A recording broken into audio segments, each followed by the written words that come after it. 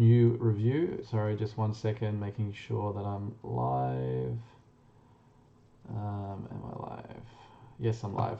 So, yep, hey guys, welcome again. Proper boat review this time. Today we're going to look at the Bering 65, which is a boat I do like a lot. There's some really great things about the Bering range generally in this yacht. It's a good little round-the-world explorer yacht. Good range, good quality. It's steel, which I like. But there's a couple of things on it I want to take you through that makes me maybe question it a little bit. And it's a really important concept about stability. I think anybody who's looking at these boats, it's really a concept you've got to understand. Get a couple of books about yacht design, understand a couple of the concepts we're going to produce. I'm not going to go into it too deeply, but just give you a bit of an overview. And I think for this boat, for all the really good things about it, this is for me where it really falls down. It's not unique to the Berings. A lot of boats have this. I've been lucky enough to get a bit of extra information about the boat, which I can't really share with you, but I'll allude to it. But anyhow, let's go. So that's the website as I always do. Check them out. The website is beringyachts.com. Anyhow, you just search for Bering Yachts, you'll find it. And they do a whole range of yachts. So they seem to have really, in the last few years, a bit like Nordhaven have, is to really head up the size scale, chase that bigger super yacht market. Bering is no different. It's a little bit innovative. They've got some quite nice designs, I think. They're quite futuristic and everything from the aesthetic appeal. But you can check out that range. So today we're looking at the Bering 65. So to introduce you what I think for me this is, and like for everything I do, I express my opinion. You know, if you're in a boat, you do your own work. Happy to discuss views in the comments. But I want to take two examples. So here on the left, well, my left, we have a cork on a rod with a weight at the bottom. And here we basically have a box. Let me make it fatter. We have a box, right? And these are two very different shapes which perform very differently in the water. And what I want to do is take you through some really sort of crappy graphics I made, but it'll illustrate the point about how these behave on water surfaces. So yeah, we'll skip that one for the moment. So here we've got the two objects sitting in the trough of a wave, and they're going to float very differently in the water. So with the cork, as you can imagine, the buoyancy is really in the cork, and then the rod and the weight is going to sort of hang below it. It's the buoyancy which is keeping it up, and it's the weight below it which is keeping it upright, shall we say, which gives it some form of stability. So stability in this case means it's going to stay vertical. And then the box, shall we say, its stability comes from its shape. So it's going to sit pretty much flat on its bottom. Now, with a grain of salt, okay, assume it's got the weight at the bottom so it can actually sit there. And really the two differences between these things, apart from the shapes, obviously, is where that weight sits. So two concepts in yacht design is center of gravity and center of buoyancy. So obviously you've got two interacting forces. So if you think of it like a boat sitting flat, you've got through the vertical direction, you've got the center of gravity wanting to push the boat underwater, and then you've got the buoyancy trying to push the boat above the water. So and they balance out, and then it sits at a certain depth, you know, in the water, shall we say. Now, a lot of boats, modern boats, have this reversed. So actually the center of gravity sits above the center of buoyancy. Now this is done for a lot of reasons. So in yachts, sailing boats, it's usually done because they want a racing boat, they want a flat hull, not too deep, so there's not too much drag, and it will skim across the water. And you know, just given all the dimensions, weights, everything put together, you'll find your center of gravity sits above the center of buoyancy because they can't get the weight down deep enough and not enough weight, etc. Whereas in a lot of the older boats, it's the opposite. So you look at classic boats with deep hulls, long keels, etc. You know, it sits really deep in the water, and then the center of gravity sits below. and they will react, very differently in the water. And there's a lot of factors. I'm trying to oversimplify here, possibly, but if we sort of quickly maybe just scroll through my little animation here, so they're in the trough, moving up the wave, top of the wave, coming down the wave, in the trough again, right? I'll just go to the top and we'll reverse that and go through it slowly. So the cork with your little weight at the bottom, it's going to stay vertical through that whole process, right? Because it's skinny. The moving water is not going to have too much effect on it, or at least not as much as a square. And then just given the way that weight sits in proportion to your buoyancy, it's going to hold it, vertically. Unless it's breaking waves and it sort of gets hits over, and even then, it's always going to come upright, right? So in water like this, it's just going to bob up and down, in the water. Whereas if we look at sort of the box, when it goes up in the trough, it's pretty flat. Oops, sorry, I've gone through far. The trough, it's pretty flat. As it goes up the wave, it kind of maintains perpendicularity to the wave face. Then it comes to the top, it goes vertical again, then comes down at an angle in the trough. There's sort of two really different things going on here. So this one, where you've got your center of gravity below the center of buoyancy, that's called pendulum stability. So like a pendulum, you're hanging that weight off the bottom of the boat. And the main source of stability is that ballast below the waterline. And if you can imagine, should be pretty stable, right? Because the weight is hanging there. Whatever happens above, it's pretty hard for it to flip.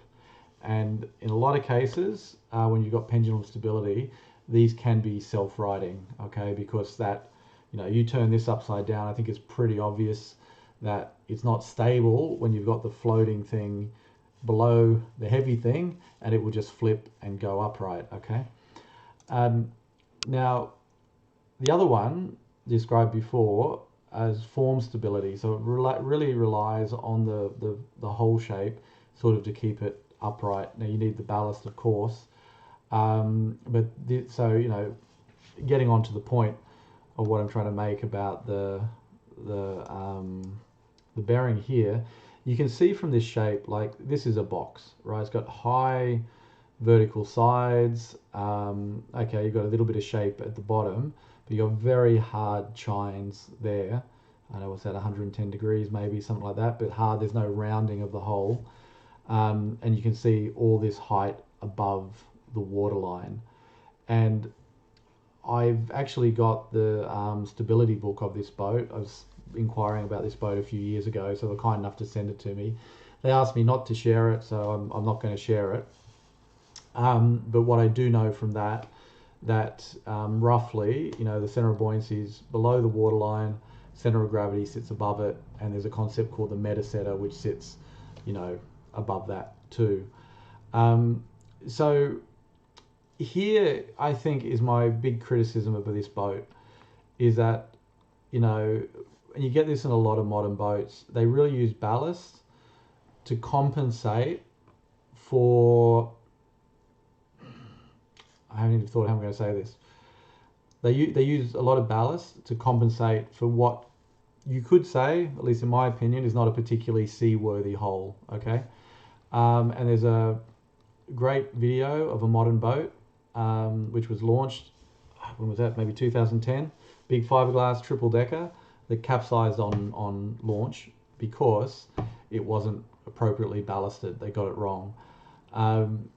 So there's a couple of consequences of this too. So this is never ever going to be self-righting. So if you do, this boat goes upside down, it will become stable underneath. And that's something your position, your center of gravity, center of buoyancy will tell you, okay? So your flips, it's never coming up again, right? So that's one thing. Your motion on a rough sea, on a flat surface, who cares? Everything, this may be even more stable than, like another boat with a deep keel, because it's just not going to move on the flat water because the hull is providing resistance in the water there. But, as soon as you get on the rough ocean, this is really going to be affected by the movement of the water. And this is where my philosophy, at least, when you're looking at doing, ocean trips, you need to sort of think of the worst case scenario. It's kind of like in Holland. I believe they designed the water system, the dikes, to survive the 1 in 1,000 year storm. So they designed them for what they think is the worst case scenario. Whereas you saw in New Orleans, they had a 1 in 100 year storm or something, the whole place got flooded, right? So you don't want to be New Orleans, you want to be Holland. And in majority of cases, majority of conditions, this boat is going to be fine, I'm pretty sure. It's stable up to a relatively high degree. It's got to go quite a way before it's going to turn turtle. But that said, if you've got your family on board, you want to be safe, and the ocean's frothing outside. This is your home. You cannot. If this goes wrong, life will probably be lost, right? So, one thing, I guess, if I've got a story to tell or a message to send, is to look beyond the nice layouts, how beautiful it is above the waterline, and you really got to look at a bit more into the hull. So always, from my mind, always start with the hull and the weighting, etc. All these sort of, buy some ship architecture books, learn the basics. And then, if you're going to invest in a boat like this, you're going to open up your wallet, spend your $1,000,000 or more.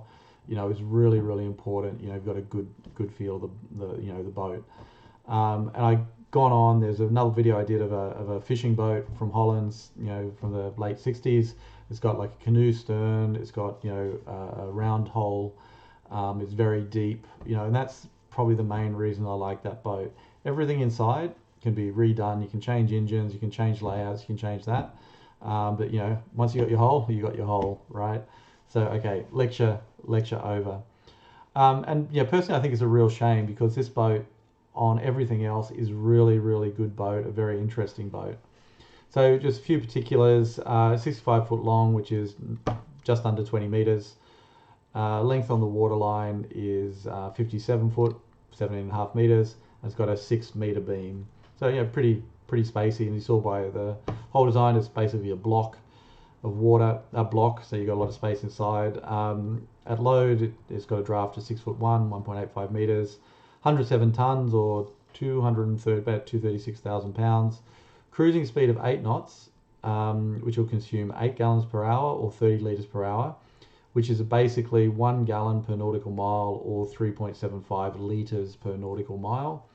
A fuel capacity of 4,500 gallons and 4,000 plus nautical miles. So 1 gallon per nautical mile with a reserve, let's say a 20% reserve, you got 4,000 nautical miles, which is pretty healthy. So they've designed this with a good range. That'll get you across the Atlantic and get you a lot of places. So it's some pretty nice specs there. So, it's a big boat, heavy boat. So you're going to be pretty comfortable. Just weight can compensate for perhaps an inferior hull shape. So we'll go to the website now and take a look at a few of the pictures. So the layout. So this is the front and the rear. So what have we got? We got 2 anchors, nice railing with some wood or teak on the top. Got your lifeboats here on the side, which are on your rear deck. I imagine they're automatically deployed, as they should be. Spotlight. What do we got? 1, 2, 3, 4, 5 windows in the front with the double arm wipers. Again, it's a small thing, but you got to have the double arm wipers. As we'll see, the flybridge there is really nice. It's a nice layout. And then above that, you got all your antennas, radars, communication domes, etc. Room for the dinghy on the back deck. We'll have a look at the photos. I guess there's got to be a crane there to get it on and off. The rear deck is not so wide, but not too bad. And I think one of the nice things about this boat too is you've got the little sort of rear platform with 2 staircases on and off. But again, sort of what I said before, there's the allo ship review we did where it's got the garage. Personally, I'm not into them because it's just something else that can break when you don't need it to. So this is all steel and shut up, and really nothing's going to go wrong with that, but you still have easy access. From top, this is quite nice. Actually, this is a good thing about this website. They've done a really great job with giving you the computer mock-ups of the boats. So that's the top with the roof on. You've got the back deck there. staircase down to the rear, and your dinghy with the crane, get on and off. And you'd see, that's a good place to have it. You're well above the waterline. It should stay pretty stable. So this is again the fly bridge, and I think, like I said, I think they've done a great job here. You've got 2 tables. This is all cushioned space to hang out. Not sure if there's any fridges or barbecues up here. We'll have a look on the photos. A couple of steps down to the rear deck, and again, you've got a lot of space there you can use if you want to. And we go down the next level, and here, look, I really think they've done a fantastic design for the main deck. And when we get into the pictures, you'll see some other things. So you've got like a really nice, oh God, my English fails me, really nice steering area, which is not the right term. Get some crap for that. So yeah, the pilot house is super nice, and you've got this pilot seat here with a table, navigation table there. You go back, and they've got the galley in the center of the boat, which is a comfortable place to be, and you've got access forward and you've got access aft. Okay, so if you're, this is designed to be shorthand sailed, maybe couple or a family. So the kitchen can really form the center of the yacht. So you want to get a coffee, you want to have some lunch, whatever, then it's easy to go back and forth between them. And yeah, again, typical sort of saloon area you see on these sort of boats, and L-shaped sofa, with another sofa on the other side, probably a couple of TVs. Then we go downstairs. They've got a couple of layouts here. This one I don't like. I mean, the main cabin forward is never going to be the most comfortable layout when you're at sea, but like a lot of space. So they've got what they got here, 3 cabins. Each one, this cabin has a bathroom here. The main cabin has a bathroom, and this one has a bathroom, and then there is just another bathroom shower back here, which I'm not sure what that's for, why you would have an extra one, but fine. Maybe that's for the saloon area, who knows. Engine room in the back, and this is where it wins big points for me, the engine room. This is another layout which I like a lot better. You've got the main bedroom in the middle of the boat, quite a large shower, toilet area, desk, etc. So that's a really nice main cabin if you're the owner. That's brilliant. And sorry, this is the main on the starboard side here. This is the main master bathroom. And then you've got here another double bedroom, 2 bunks, each with their own toilet, shower. So that's a pretty good layout. That's my favorite. So the diagram, so let's look at some photos. Exterior first. I don't know where this is, but it reminds me a lot of Australia up north in the Northern Territory. I have no idea if that's where it is, but anyhow, reminisce. But that's the boat doing adventurous things. I mean, she looks nice, doing adventurous things. Very typical layout. Just take some pictures of the shots. And there is here, I think, what I would consider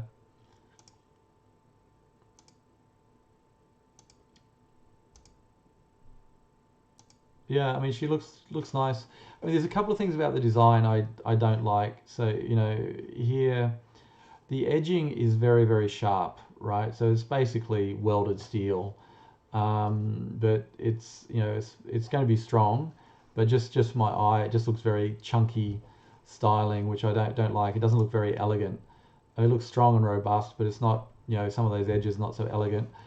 And then if you take a look at, where's the photo? Like some of the spacing of the windows, and you've got these round portals and these square windows and everything. It just comes together a little bit comic book style. Like I said, it's not an elegant, it's very chunky, it's robust. If you like it, you like it. If you don't, you don't. I think it's got potential, but just with the sort of the sharp edges, I don't know, there's just something about the dimensions of these windows, the main windows, and then these portals. It just doesn't sit, really that well with me. But fine. I mean, it's not terrible. It's not ugly. That's again preference. It's a small thing. I've seen a lot worse boats than this. But yeah, overall, a pretty good looking, sturdy looking Explorer yacht. And the interior, I'll just say this once. In this example, I just don't like the woods they've used. It all looks a bit dated by now. But this is your main steering area. So again, it's pretty spacious. On the left here, you've got your navigation desk. This one has all hooked up to your monitors for your engine monitoring. Looks like they might have some rear cameras, etc., which is on these sort of boats is important because you can't look behind you. I'm pretty sure on this one you can't. Fine, a lot of equipment, but it's pretty spacious, uncluttered, and plenty of room for company in the pilot house. So this is looking back, so you can't really see through the back. You probably can't see any water out the back. Again, looks like a pretty comfy seat, nice headrest. Got to have the headrest. So this is your kitchen area through here, and we're looking through the kitchen.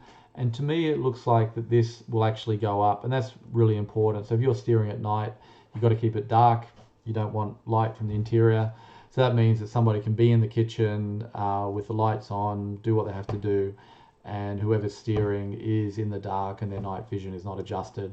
So that's actually really nice. And sometimes you see boats, especially these saloon pilot house trawlers, where they don't have that. So you just wonder, at night time you can't make a cup of coffee because you need to keep the lights off. So that's a nice touch. So looking after, 4 steps down, some pretty sturdy hand railings there. And that's one thing I really like about the boat is it just feels strong. They've done a really good job. Pretty modern looking. Okay, so this looks like the kitchen with everything raised.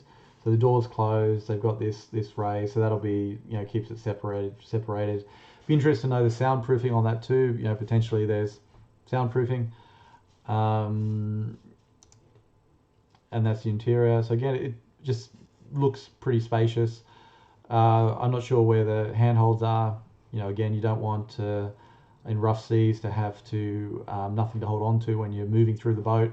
So I can't see anything on the ceiling or really anywhere. There's not a lot to hold on to, but you can change that. No fiddles on the the table. If you saw the last video, this is nice. The position of the TV, so it's just there out of the way.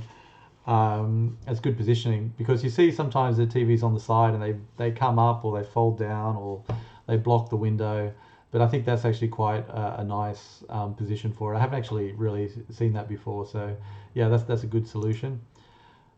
Another view, and you can see from I don't know if you saw in the pilot house here, but these are very sturdy watertight doors. They clamp shut. You're not going to have any problems with those at all. Right, so now we go down. I'm trying to tell if this is a photo or a mock-up. I guess it's got to be the photo. Forward to the main cabin. And it's pretty spacious. You've got an island bed. You can walk around it. You've got hanging space there, so that's really important. Looks like a chair and some... What else we got there? Just a little bench. And you got 2 full-size cupboards, which is great. Plenty of storage. For him and her bathroom, that looks like a TV. A little bit of a funny position off to the side. I guess they put it where they could. Shower, not the largest toilet shower, but again, not bad. And this I quite like this cabin. So I think this is I'm guessing it's below the kitchen. I'm not 100% sure. So that's your portal there. Port side, let's say, and a lot of overhead locker space. And this looks like it could be. It's very hard to tell from the angle. A little bit lower, perhaps, to really fit it in. But it's a nicely laid out cabin. With this, looks like it's got its own bathroom. Again, lots of marble. Here you got looks like you got at least 1 double below and maybe another one above. So you got at least 3, maybe 4 in there. And again, bathrooms. Right, now this is probably my favorite part of the ship, the engine room. This is a really nice looking engine room. They've done a fantastic job here. So one of the engines, looks like that's a starboard engine. So facing forward. Sorry, this is a starboard side. Inverters, side thrust, what's that? That could be a hydraulic system maybe. Who knows? Okay, that's your camera. I don't know what these are. Somebody tell me, is that a water maker? Could be a water maker. Okay, you've got a sink in there. But just what they've done with the linings, this looks like a pretty new boat, so it's not dirty at all. It just looks very, very slick, very nice. Probably one of the best I've seen. So sometimes you see them, they work, they're functional, but they've sort of been put together without any thought to aesthetics. Whereas I think they've really thought about the layout of the engine room here. They've done a great job on that. So some photos of it getting made. I think here you're really going to see how strong these boats are built. And again, it's kind of what disappoints me about the whole design, because these guys, I think they've got a kind of a unique spot here, especially with this size yacht. It's 65 foot. It's got good range, lots of space, well laid out. It's really just the whole shape and maybe the stability curves, etc. are just, at least not to my taste. But the construction is fantastic. So this is where it's got the primer being put on it. And you can see here, I mean, take a note of this, it's all smooth here. So they've filled it and sanded it and smoothed it. Looks like they're building it. Okay, so that's your fly bridge there. Boat, I mean, it's a big boat, welding the hull together. That's your hull going together. Turning it. The team, I think they build their hulls in Turkey. So I think maybe they've got two locations, because I remember speaking to them. I got an invite to go to Turkey if I wanted to see a complete or almost complete 65. Turning the hull. Now look at this. This is great. And again, I mean, compliments to the guys at Bering, because a lot of people don't show their construction photos. And you look at this. I mean, how many sections are there? I count them. I think it's about like 25 sections in a 20-meter boat. So these are spaced maybe 70, 80 centimeters, I'm guessing. If you go out, a bit more at the front, spreads out at the back, fine. But this is a hell of a strong boat, right? You bump into something on that, I mean, nothing's going to break. And going forward, I think there's 4 bulkhead heads inside. Even if you have a crush event in the front, look, you're very, very slim chance of sinking. This is a hell of a strong boat, and really compliments to them for doing it.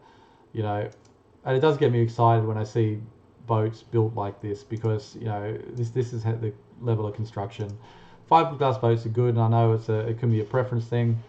But I've seen example. I think it was an N65 which took a shortcut, didn't look at their maps, and they hit a submerged I guess key or something. It was like rocks, and the boat was a total write-off. It just wasn't worth fixing the hull.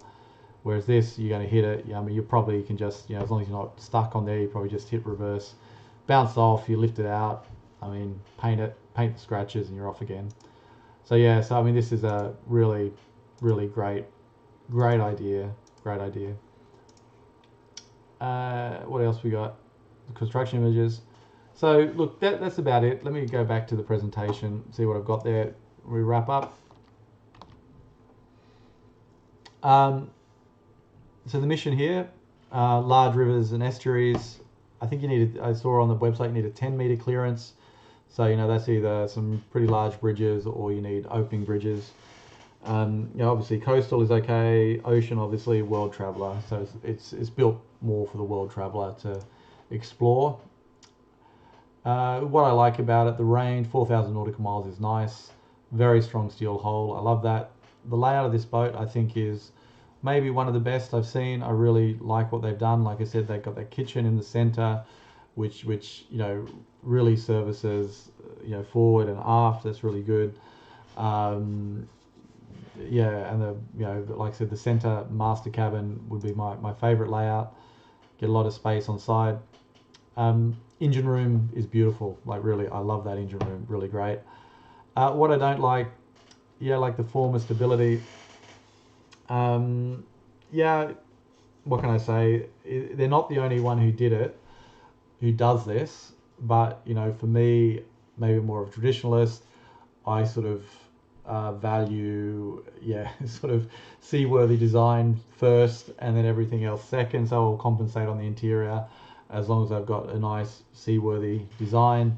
And I think this one here, like I said, you're probably going to be okay. Don't get me wrong, but in terms of other options, it may not be the best. Now I know why they do it. It creates, these boxy shapes create a lot of interior space. If you're coming into a more of a narrower, deeper hole, you lose a lot of that space, and the nice interiors we saw get, a bit skinnier. And again, if you're buying a boat, work out what you're going to use it for. Because if you want to use it for above the water, you're going to go out on nice days, then fine. Okay, you're not going to have any problems. If you're taking it across oceans or remote areas and you could get caught out in storms, okay, then maybe you want to think more about some of the other seaworthiness aspects. Twin engines, okay, prefer a good solid engine, maybe with a wing engine, but fine, that's preference. Twin engines would be okay. The good, the bad, and the ugly. The ugly, I mean, like I said, the design is a little bit comical, a little bit blocky. I just say with the dimensions and everything, it's just not a very elegant looking design. I don't think they quite make it that tough looking Explorer design. They're like almost there. They are so close, like really, they are so close with their design to make it look absolutely awesome, but it just falls a little bit short, in my mind. But look, I'm sure they're not making the decisions on their design based on me. So conclusion, look, great concept. This was a boat I really looked seriously at a few years ago. It's off the list now, mainly when I saw the stability book. But in terms of the range, what you can use it for, the layout, it'd be perfect global traveler. The stability book. Look, what I would say, do your own research. There's some very nice books on yacht architecture which you can understand. You can go deeper if you want. There's online, like Delftship is a program I'm learning at the moment where you can design boats, and you can, there's a whole bunch of calculations on there you can do. I don't think you can do simulations there, but it gets you sort of into the space a bit more. And the other thing I really like about the steel boats, like for me, steel boats are really, really, I mean, I've had one fiberglass boat. It was built in '84, I think, so it was really thick, really strong, but still, I would much prefer to have a